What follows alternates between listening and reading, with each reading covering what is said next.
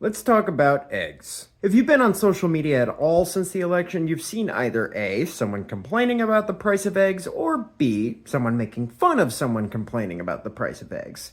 You see, since the election, the price of eggs and other goods like gas has become this weird kind of proxy war. Many Trump voters cited the cost of eggs as a major reason why they voted for Trump, believing that he was promising a return to an economy in which they could afford said eggs. First off, let's get this out of the way. He lied. He does that a lot, but that doesn't mean the concern wasn't real or the grievance legitimate.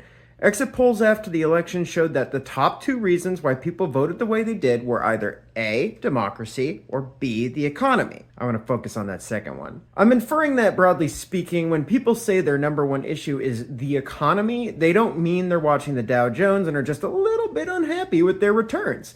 They mean they can't afford shit.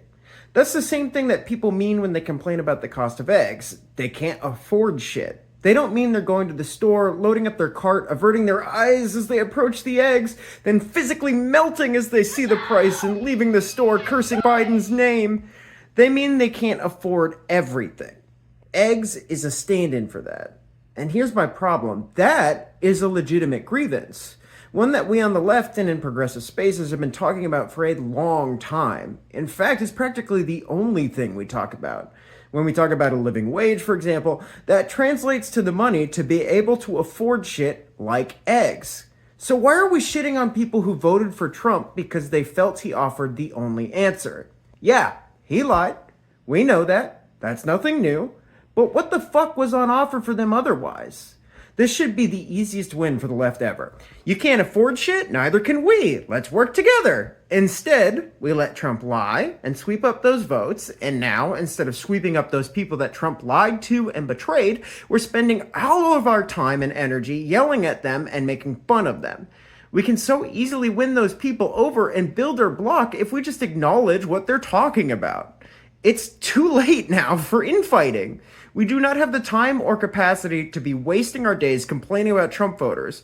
We need to be holding Trump and the right accountable for lying to these people, and in the same breath, agitate for the things that will make their lives better so they don't fall into that trap again. I'm not really surprised that this is how this has gone down. But to the people posting about eggs and saying, "Are you happy now?" What the fuck is that helping? Because all it does is make it look like you never meant any of that shit you said before.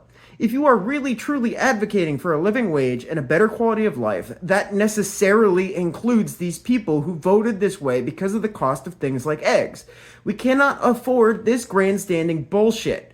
We must win them back, and we're not doing that by acting like we're better and smarter than them, especially when, if you get down to it, they want what we want.